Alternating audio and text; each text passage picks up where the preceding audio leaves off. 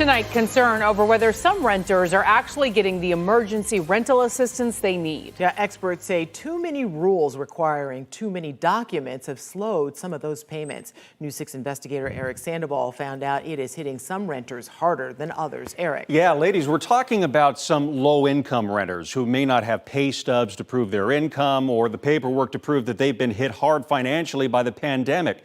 Some of these people have been denied help. Others have waited months to get it, while others have faced eviction. We found out the government is now trying to get results. There's still far too many renters that have need, owe rent, and still haven't received the assistance that's really due to them.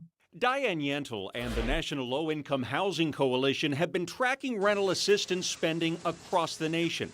She says the Our Florida portal, which has only spent 39% of Florida's federal rental assistance funding, needs to remove obstacles and get the money moving faster to those who need it. It's incredibly frustrating, right? Because people who are behind on rent, they are concerned every day that they might lose their home due to some kind of bureaucratic delay. And they know that this money is available and it hasn't reached them yet. And that's incredibly unfair. She says simplifying the application process is just one way government agencies can get results for all renters.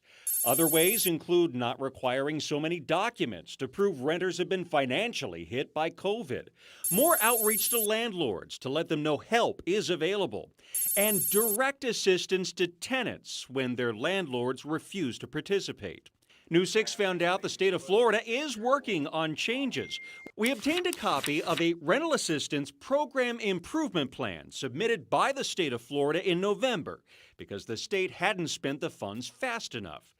Administrators wrote they're looking to streamline applications and payments, but no mention of what happens when a landlord refuses to participate. Still, with these new guidelines, DCF says they hope to spend all of the first round of rental assistance funds by January. Is the demand still there in Orange County?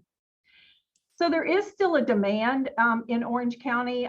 Diane Arnold heads up Orange County's rental assistance program. In fact, she signed off on that county's improvement plan that they also were forced to submit for not spending their funds fast enough.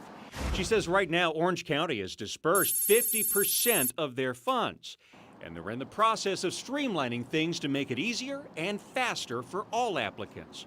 But she says work still needs to be done when it comes to paying renters directly. When the money is being issued to the tenants, a lot of times that money's not getting to the landlord or deposited, and then they're going to another program asking for assistance and that kind of thing. So we're trying to look at what's the best way to make sure we could provide it, but at the same time be able to verify that the money's going where it's supposed to go. And Orange County is actually taking another step farther to get results for these renters. They're actually looking through the evictions in court to find families who may have fallen through the cracks. They're contacting those families and the landlords and then expediting those payments. They've also given qualified renters who are moving a letter of intent that basically tells a prospective landlord that this rent is guaranteed for at least 3 months so families do not end up on the street. So slow moves, but at least the moves are being taken. At least something is happening. Yeah. Yeah, I can't think of anything more frightening right now than thinking you might not have a place to live. So how long is it taking to get these funds to the renters and the landlords, Eric? It's a complicated question, actually, Ginger, because it's all about staffing. Having enough people to process the checks, get it into the mail, get it into the accounts that need them. It's really been a problem with a lot of agencies. Orange County tells me once an application, though, is approved, it's taken about 3 to 4 weeks to get that money out, but compared to United Way in Marion County, which we featured 2 weeks ago, they're taking just a couple days to get those checks out. So the bigger the county, more government workers getting involved. All right. Well, thank you for shining a light on that, Eric. You Thank got it. you.